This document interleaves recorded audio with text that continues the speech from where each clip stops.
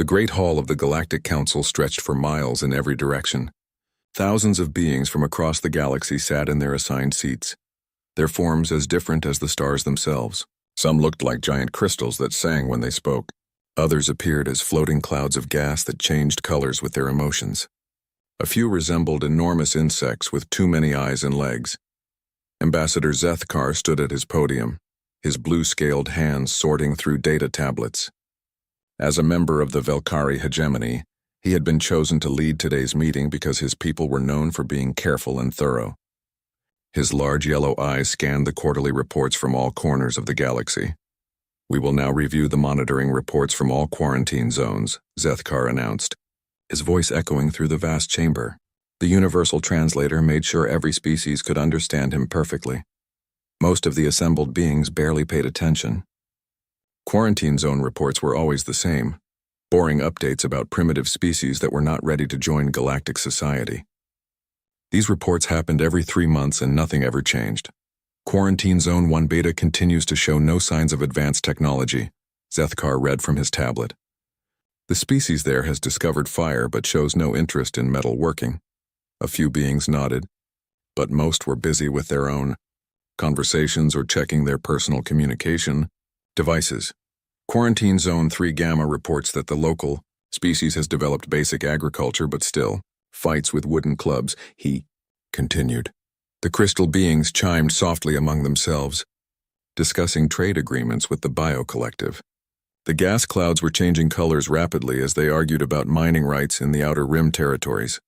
Quarantine Zone 7 Alpha shows. Zethkar paused, looking more closely at his tablet. His eye ridges came together in a frown. This is odd. The report from Zone 7 Alpha was much longer than usual. The automated monitoring systems had detected several unusual energy readings from the third planet of a small yellow star. The locals called their world Earth and themselves humans. Zethkar remembered when the quarantine had been established 200 years ago. The Council's long-range scanners had detected nuclear weapons being used on the planet's surface. The readings showed massive explosions that destroyed entire cities. The Council had immediately classified the humans as a Class 5 destructive species. The classification meant the humans were too violent to contact, too primitive to help, and too dangerous to ignore completely. Standard procedure required a 1,000-year observation period before the species could be considered for contact again. Most Class 5 species either destroyed themselves or learned to control their violent nature during this time. But this report was strange. The monitoring stations were detecting energy signatures that seemed far too advanced for a primitive species. There were readings that looked like controlled fusion reactions, which should have been impossible for beings who had only recently discovered nuclear weapons. "What does it say about the humans?" asked Ambassador Krilth, an insect-like being from the Hive Collective. Her compound eyes glittered with mild curiosity. Zethkar scrolled through the data. The report mentions unusual electromagnetic patterns around their planet. The computers detected what appears to be artificial gravity wells.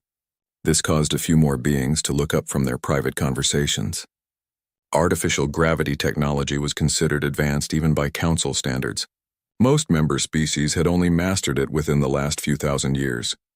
"That cannot be correct," said High Counselor Vextria, a floating gas cloud that currently glowed a skeptical orange color. "Our records clearly show they were using primitive chemical rockets just 50 years ago."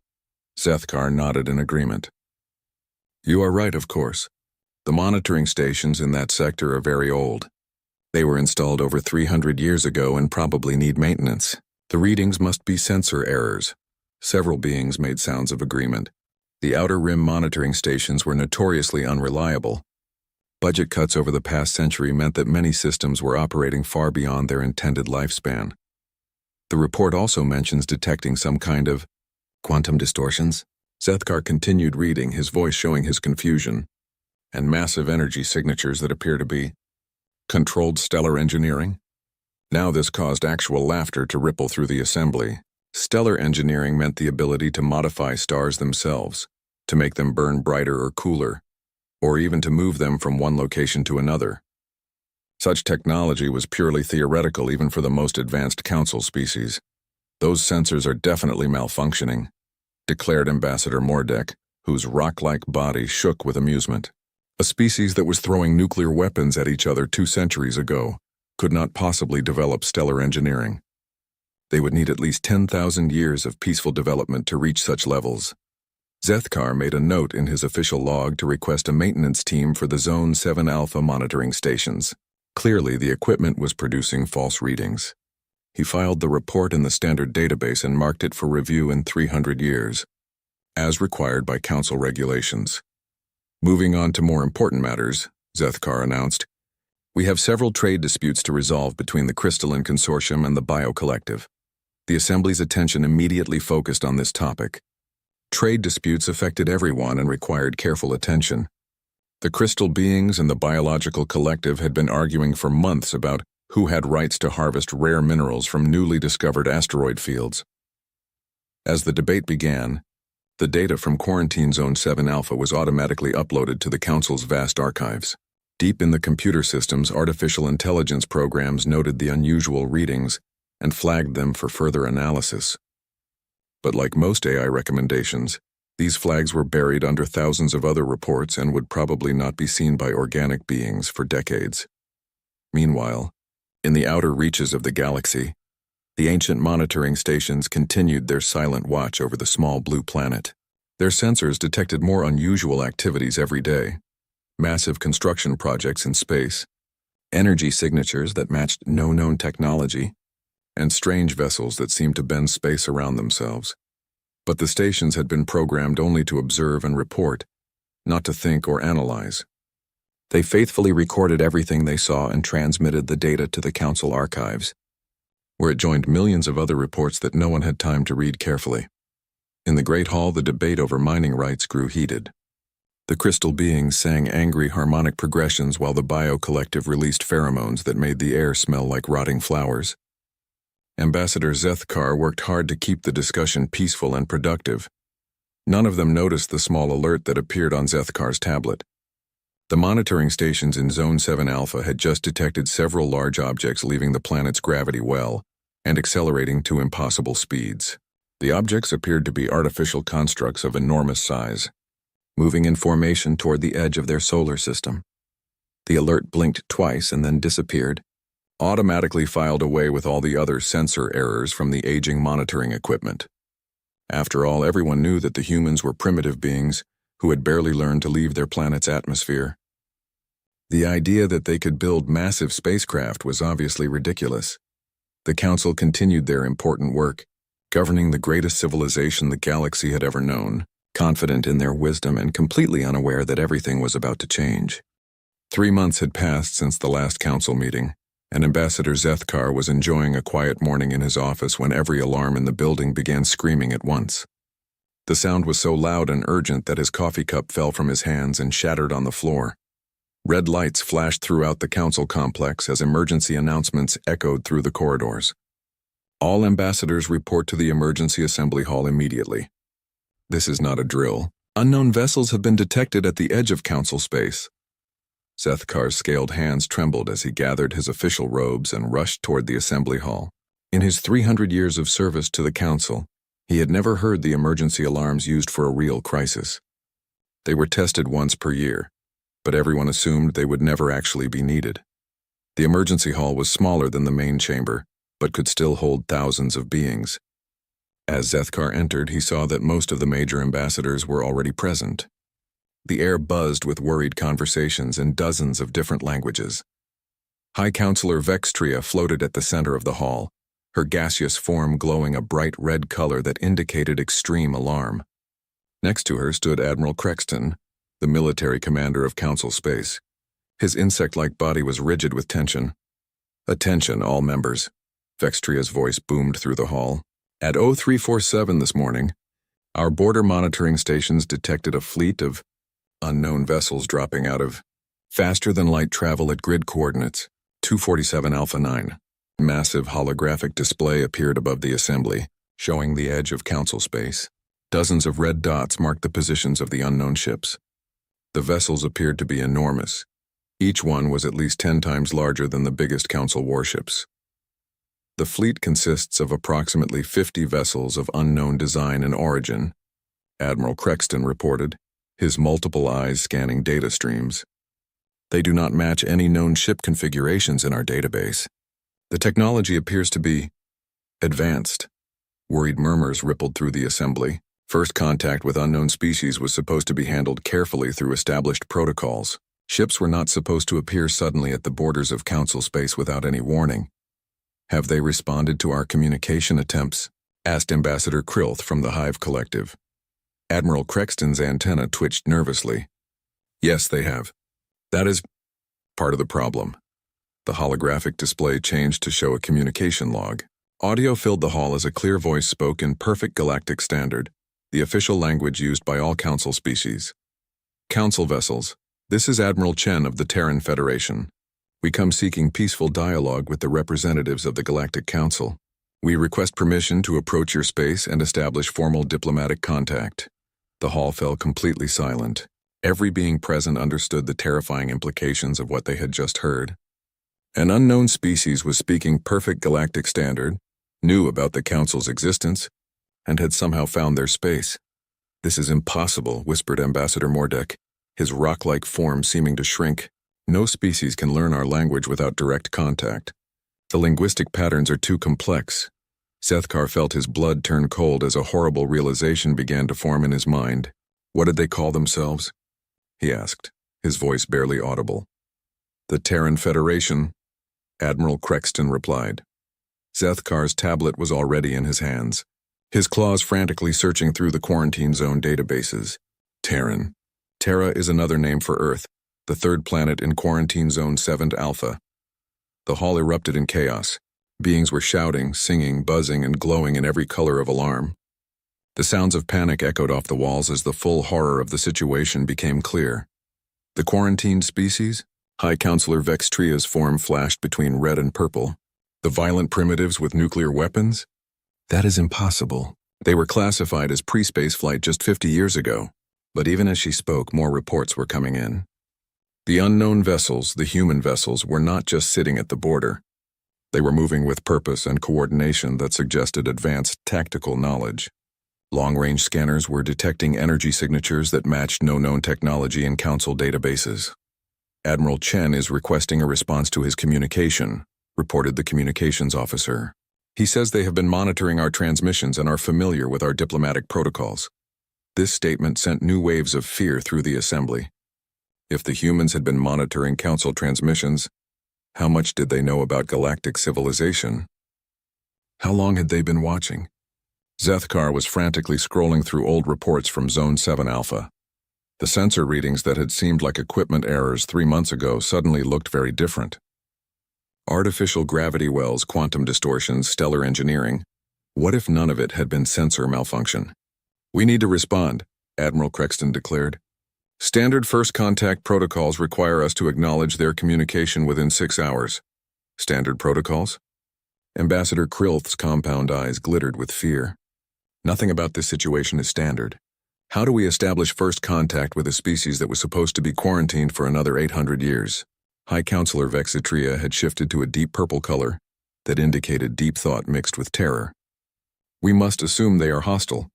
Any species that could advance this quickly must be extremely dangerous. They were quarantined because of their violent nature. But their communication was peaceful, pointed out Ambassador Mordek. They asked for permission and mentioned diplomatic contact. That could be a trick, Admiral Crexton said. Many aggressive species use peaceful words before attacking. Zethkar looked up from his tablet, his face pale with shock. According to these reports, our monitoring stations have been detecting unusual activities in their system for over 50 years. We dismissed it all as sensor errors. What kind of activities? Vextria asked. Construction of massive space installations. Energy signatures consistent with matter conversion technology. Gravitational anomalies suggesting the movement of large asteroids and... Zethkar paused, hardly believing what he was reading. Evidence of faster-than-light travel experiments dating back 30 years. The implications were staggering.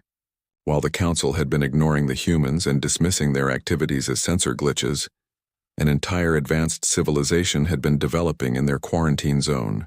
Not only had the humans achieved spaceflight, they had apparently mastered technologies that even the Council found challenging. We need more information, Vextria declared. Admiral, Prepare our fastest scout ships for a reconnaissance mission to their home system. That will take weeks, Admiral Crexton replied. And they are here now, waiting for an answer. On the holographic display, the human fleet remained in perfect formation at the edge of Council space.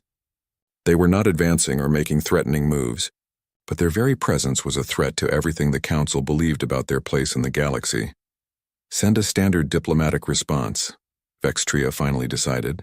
Acknowledge their communication and request detailed information about their civilization before proceeding with contact. As the communications officer prepared the message, every being in the assembly was thinking the same terrifying thought. If a species that had been quarantined as primitive and violent could achieve such advancement in just 2 centuries, what did that say about the Council's understanding of galactic civilization? How many other primitive species might be more advanced than they appeared? The message was sent and the waiting began. But deep down, everyone knew that the galaxy had just changed forever. The main assembly hall had been transformed into something resembling a war room. Holographic displays showed real-time data from the human fleet, while military advisors whispered urgently with political leaders. Every major species in the galaxy had sent their most important representatives to witness what many believed would be the most significant first contact in galactic history.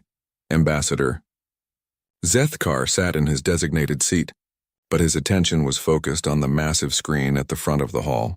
Admiral Chen's face looked back at the assembly, surprisingly human-like, with 2 eyes, a nose, and a mouth arranged in a pattern similar to several other species.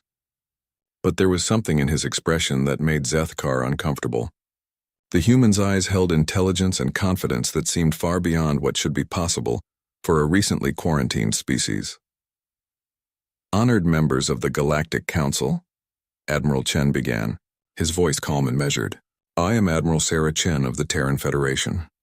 I speak for humanity and our allied species in requesting formal recognition and diplomatic relations with your organization.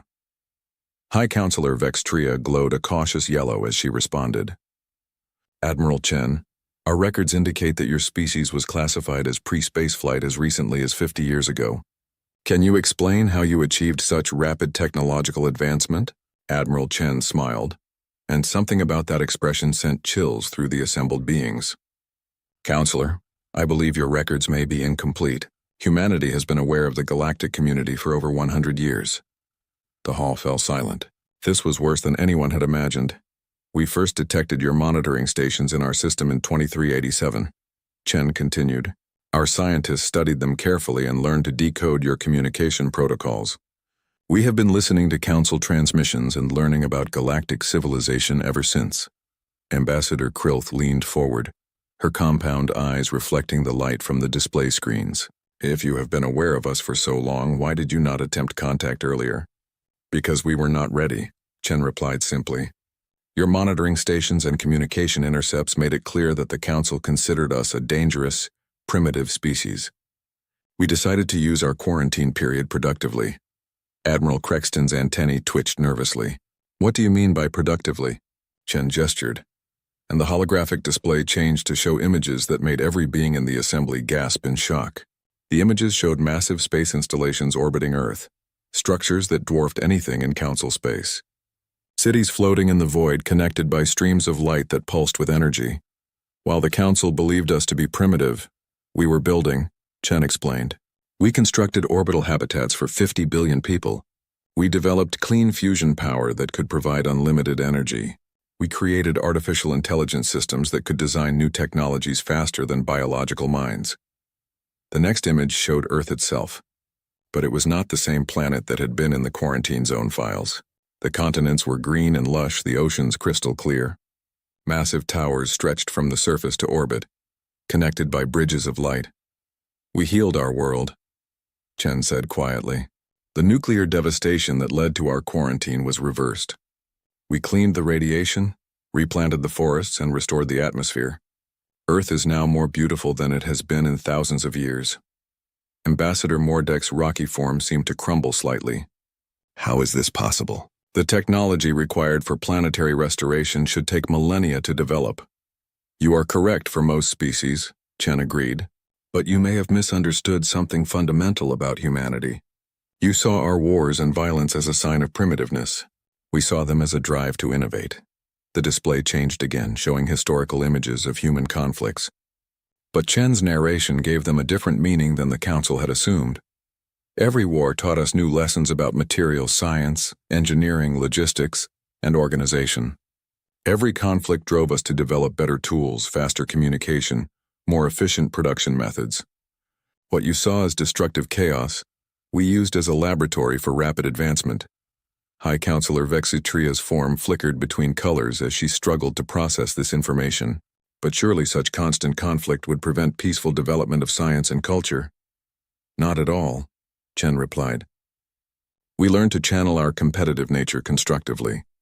Instead of fighting each other, we began competing to solve problems. Nations raced to develop clean energy, to cure diseases, to explore space.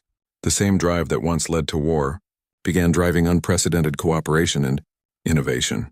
The next series of images showed human achievements that made the Council's most advanced technologies look primitive by comparison. Starships that could travel between galaxies in days rather than years. Medical technology that could regrow entire limbs or even transfer consciousness between bodies. Terraforming equipment that could transform dead worlds into garden paradises in mere decades. This is impossible, whispered Ambassador Krillith. These technologies are theoretical even for our most advanced species. Perhaps that is because your species achieved comfort too early, Chen suggested gently. When the Council species developed faster than light travel and joined galactic civilization, you stopped pushing boundaries. You became content with incremental improvements rather than revolutionary breakthroughs. The truth of this statement hit the Assembly like a physical blow. For thousands of years, Council species had been refining existing technologies, rather than developing new ones. They had become comfortable with their place in the galaxy and stopped striving for more. Humanity never had that luxury, Chen continued. Isolated and quarantined, we had to solve our own problems. We could not rely on established galactic technologies or trade with other species. Every challenge forced us to innovate from scratch. Admiral Crexton's military training made him focus on the implications for galactic security. What are your intentions now that you have achieved such advancement? Do you plan to expand aggressively into Council space? Chen's expression grew serious. Admiral, humanity has spent 2 centuries preparing for this moment. We have studied your civilization carefully and learned from both your successes and your failures. We have no desire for conquest or domination. Then what do you want? Asked High Counselor Vextria. We want to help, Chen replied simply. Our monitoring of Council communications has shown us many problems that we believe we can solve. Dying worlds that could be restored, diseases that could be cured, species facing extinction that could be saved, technologies that could benefit everyone. The offer should have been welcome news, but somehow it made the assembled beings even more uncomfortable. The idea that the primitive humans could solve problems that had challenged the Council for millennia was deeply unsettling. We have brought gifts to demonstrate our intentions, Chen announced. The display showed new images. Human medical teams working on plague-stricken worlds. Human engineers helping dying civilizations repair their damaged ecosystems. Human scientists sharing advanced technologies with struggling colonies. These activities are already underway, Ambassador Mordek asked, his voice filled with shock. Yes, Chen confirmed. We have been quietly providing assistance to species in need for the past 5 years. We did not want to wait for official permission when beings were suffering. The implications were staggering. Not only had humanity surpassed Council technology, they had been operating throughout galactic space without detection. They had been helping other species while the Council was unaware of their existence. As the presentation ended, every being in the assembly was forced to confront an uncomfortable truth. The species they had dismissed as violent and primitive had become the most advanced civilization in the galaxy. And rather than seeking revenge for their quarantine, the humans were offering to share their knowledge and help solve galactic problems. The age of human isolation was over, and nothing would ever be the same. 1 year after first contact, the Galactic Council's Great Assembly Hall was nearly empty. Where thousands of beings once gathered to govern the galaxy, now only a few hundred remained. The massive chamber felt hollow and cold, its empty seats a stark reminder of how much had changed. Ambassador Zethkar stood at his podium for what he knew would be the last time. His scaled hands held a simple document, the official dissolution order for the Galactic Council. After 3,000 years of governing galactic civilization, the organization that had once seemed eternal was finally ending. High Counselor Vexitria floated beside him, her gaseous form a dim gray that reflected the somber mood of the occasion. The few remaining ambassadors sat in scattered groups throughout the vast hall, their conversations quiet and subdued. "The final vote has been recorded," Zethkar announced, his voice echoing in the mostly empty space. "With only 37 member species remaining, the Galactic Council no longer has the support necessary to function as a governing body." The last year had been a cascade of departures, as species after species chose to join the Terran Federation's cooperative instead of remaining with the Council. The humans had never demanded that anyone leave the Council. They had simply offered better solutions to problems and let species make their own choices. Admiral Chen had kept her promise to address the Council one final time. Her image appeared on the holographic display, speaking from the bridge of her flagship somewhere in the outer galaxy. "Honored former counselors," Chen began, her voice carrying genuine respect, despite the Council's reduced circumstances. "I want to thank you for your service to galactic civilization. For 3,000 years you maintained peace and order among countless species. That achievement should not be forgotten." Her words were gracious, but they could not hide the fundamental truth. The Council had become obsolete, not through any failure of character, but through simple inability to adapt to a changing galaxy. "The Terran Federation's cooperative is not a replacement for your organization," Chen continued. "It is an evolution. We have learned from your successes and your limitations. Where you governed through authority and tradition, we coordinate through shared knowledge and mutual benefit." Zethkar reflected on how different the two organizations truly were. The Council had been built on the idea that advanced species should guide and control less developed ones. The Federation was built on the idea that every species had something valuable to contribute, regardless of their technological level. "We invite any remaining Council species to join our cooperative," Chen said, "not as subjects or junior members, but as equal partners in the exploration of knowledge and the improvement of life throughout the galaxy." The invitation was generous, but Zethkar knew that few of the remaining species would accept it immediately. Pride was a powerful force, and admitting that their former quarantine subjects had become their superiors was difficult for many beings to accept.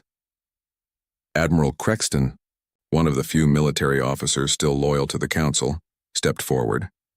"Admiral Chen, what assurance can you give that humanity will not abuse its position of power as the Council sometimes did?" Chen's expression grew thoughtful. "Admiral, I cannot give you absolute assurance because absolute power corrupts absolutely, as one of our philosophers once said. But I can tell you that humanity has learned from our own dark history and from observing galactic civilization." The display changed to show images of human activities throughout the galaxy.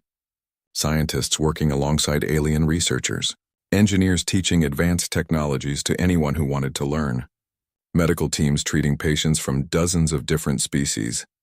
"We share our knowledge freely because we have learned that diversity of thought leads to better solutions," Chen explained.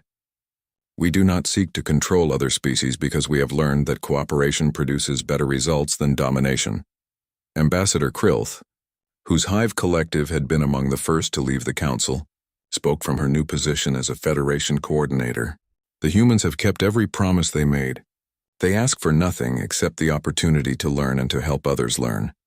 Her words carried weight because the Hive Collective was known for their careful evaluation of political situations. If they trusted the humans, many other species would as well. "What about the future?" asked Ambassador Mordek, his rocky form showing signs of age and weariness. "What happens when humanity grows tired of cooperation and decides to rule directly?" Chen smiled sadly. "Ambassador, humanity is already moving beyond this galaxy. Our exploration fleets have discovered new galaxies with new challenges and new opportunities for growth. We are too restless to become comfortable rulers." This revelation sent a ripple of surprise through the assembly. The humans were not content to dominate one galaxy. They were already reaching for new frontiers beyond anything the Council had ever imagined. "The Federation will continue with or without human leadership," Chen continued. "We have built it to be self-sustaining, based on principles of cooperation and shared knowledge. rather than dependence on any single species. Zethkar realized that this was perhaps the humans' greatest achievement. They had not simply replaced the council with a new form of government, they had created something that could evolve and adapt as circumstances changed. "I have one final report to present," Zethkar announced, opening his tablet to display data that still amazed him. Federation worlds now report the highest quality of life indices in galactic history. Disease rates have dropped by 90%. Environmental damage has been reversed on hundreds of worlds. Educational opportunities have expanded to include every sentient species. The numbers told the story more clearly than any political speech could.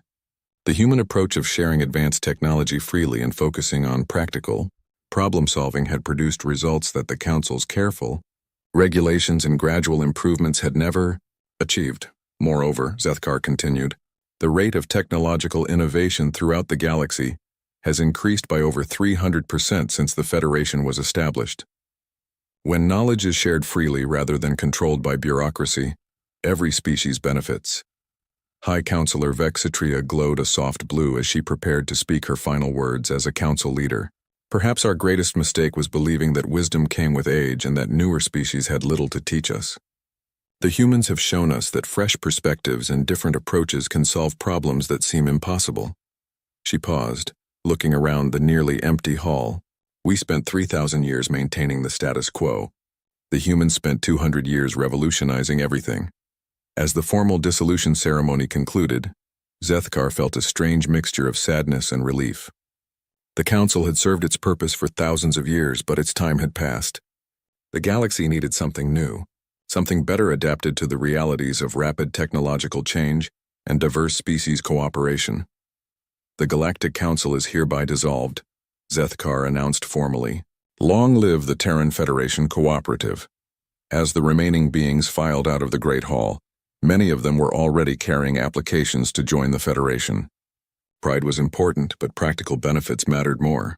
The humans had proven that their way worked better. Later that day, Zethkar stood in his empty office, packing his personal belongings into storage containers.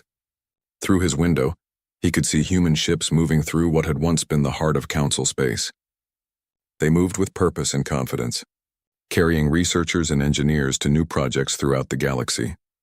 On his desk lay an invitation from Admiral Chen herself, an offer to join a human exploration mission to the Andromeda Galaxy. The humans wanted his experience and knowledge as they prepared to expand beyond their home galaxy entirely. Zethkar looked at the invitation for a long time. He had spent his entire career believing that his species was among the most advanced in the galaxy. The humans had shown him that advancement was not about age or tradition, but about the willingness to keep learning and growing. He picked up the invitation and activated his communicator. Admiral Chen, this is Ambassador Zethkar. I accept your offer.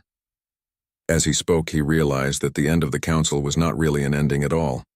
It was the beginning of something much larger and more ambitious than anything the galaxy had ever seen. The quarantined species had become the galaxy's greatest hope, and they were just getting started. 6 months after first contact, Ambassador Zethkar stood in his office staring out at a galaxy that no longer made sense. His desk was covered with reports that all told the same impossible story. Human ships were appearing everywhere, and wherever they went, they were solving problems that the Council had declared unsolvable. The morning briefing from Admiral Crexton lay open on his tablet. The Crystalline Consortium's home system, which had been slowly dying for 300 years as their star cooled, was now burning bright and healthy again. Human stellar engineers had somehow rekindled the star's fusion reactions without causing dangerous instabilities. On the outer rim, the plague that had been killing the Bio-Collective for centuries was gone. Human medical teams had arrived with treatments that not only cured the disease, but strengthened the species' natural immunity against future infections. The Bio-Collective's population was now growing faster than it had in millennia. Most disturbing of all was the report from the Hive Collective's mining colonies. These worlds had been stripped bare of resources decades ago and abandoned as useless rocks. Human terraforming teams had arrived and were transforming them into lush garden worlds, capable of supporting billions of beings. Zethkar's scaled hands trembled as he scrolled through more reports. Every single human intervention had been successful. Not one failure, not one mistake, not one disaster. It was as if the humans understood galactic problems better than the species who had been living with them for thousands of years. A soft chime indicated an incoming priority message. Zethkar's aide, a young Velkari named Kethmar, appeared on his communication screen looking worried. "Ambassador, you need to see the latest council voting results," Kethmar said. "The situation is becoming critical." Zethkar opened the voting database and felt his heart sink. 3 more council member species had formally voted to withdraw from the organization this week. The Crystalline Consortium, grateful for their restored star, had voted to establish independent trade relations with the Terran Federation. The Bio Collective had followed suit after their plague was cured. Even the typically cautious Shell people had begun preliminary discussions about leaving the council.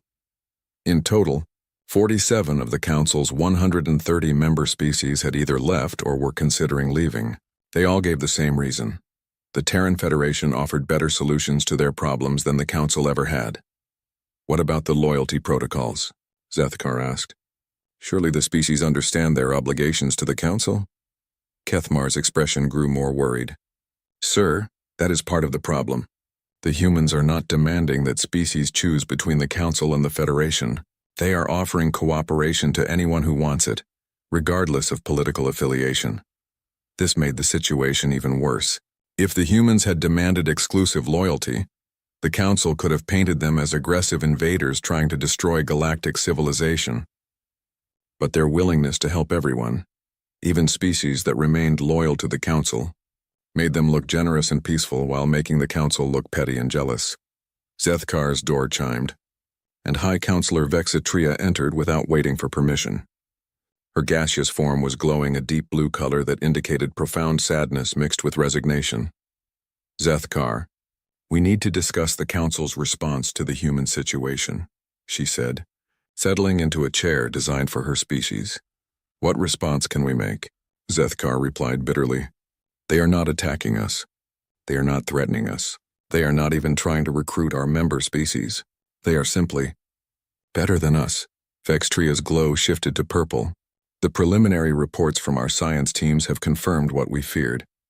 Human technology is not just advanced, it represents fundamental breakthroughs that our scientists say should be impossible." She activated a holographic display that showed complex scientific data. Their fusion reactors produce energy without any radioactive waste. Their medical nanobots can repair genetic damage at the cellular level. Their terraforming technology can create stable ecosystems in decades instead of millennia. "How?" Zethkar asked, though he was not sure he wanted to know the answer.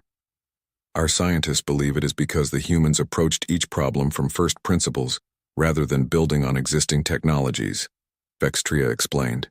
"When they needed clean energy, they did not try to improve fusion reactors. They reinvented fusion itself. When they needed faster healing, they did not improve surgical techniques. They created entirely new forms of medicine." The holographic display changed to show comparative timelines of technological development. Council species had achieved basic spaceflight and then spent thousands of years making incremental improvements. Humans had achieved spaceflight and then immediately began developing revolutionary new approaches to every problem they encountered. The quarantine may have been the best thing that ever happened to them, Vextria admitted reluctantly. Without access to our technologies, they had to innovate constantly. Without our established scientific theories limiting their thinking, they could explore possibilities that we had declared impossible. A new message alert appeared on Zethkar's tablet. This one was from Ambassador Krilth of the Hive Collective. Her species had been among the most loyal council members for over 2,000 years. "Zethkar," Krilth's recorded message began, "I am sending this to inform you that the Hive Collective will be voting to leave the council next week. The human terraforming of our dead worlds has restored hope to our species. We cannot ignore the practical benefits of Federation membership." Zethkar turned off the message and looked at Vexitria. "How many more will we lose?" "Our political analysts believe we could lose half our membership within the next year," Vextria replied. "The humans are not actively recruiting, but their reputation for solving problems is spreading throughout the galaxy. The truly frustrating thing was that the humans seemed genuinely committed to peaceful cooperation. They had not made any demands on species that joined them. They had not attempted to impose their political systems or cultural values. They simply offered technological assistance and asked for nothing in return except the opportunity to study new scientific problems. "There is something else," Vextria said, her glow shifting to a worried orange. "Our intelligence services have detected human exploration fleets moving beyond the galaxy's edge." This news hit Zethkar like a physical blow. "They are leaving?" "Not leaving, expanding. They appear to be searching for new galaxies to explore and new challenges to solve. Our analysts believe that this galaxy may no longer provide sufficient stimulation for their scientific curiosity." The implications were terrifying. Humanity had surpassed galactic civilization so completely that they were now looking beyond the galaxy itself for new frontiers. They had treated the Council's quarantine as a temporary inconvenience and the galaxy as a stepping stone to greater things. "What can we do?" Zethkar asked. Vextria's form flickered between several colors before settling on a resigned gray. "We can adapt or become irrelevant. The humans have shown us that our understanding of what is possible was far too limited. We can try to learn from them, or we can watch our civilization slowly crumble as more species choose Federation cooperation over Council bureaucracy." As if summoned by their conversation, another message arrived. This one was from Admiral Chen herself, addressed to the entire Council leadership. "Honored Councilors," the message began, "the Terran Federation extends an invitation to join our cooperative research initiative. We believe that the combined knowledge and perspectives of all galactic species could lead to discoveries that benefit everyone. We do not ask you to abandon your political structure, only to consider collaboration in the pursuit of knowledge and the betterment of all sentient life." Zethkar and Vextria looked at each other in silence. The humans were offering them a way to remain relevant, but it would require admitting that their former quarantine subjects had become their superiors. It would mean accepting that the Council's age of dominance was over. Outside Zethkar's window, human ships could be seen moving through Council space with casual confidence. They were no longer the quarantined primitives hiding in a distant spiral arm. They had become the new leaders of galactic civilization, and they had achieved it not through conquest or intimidation, but by simply being better at solving problems than anyone else. The galaxy would never be the same.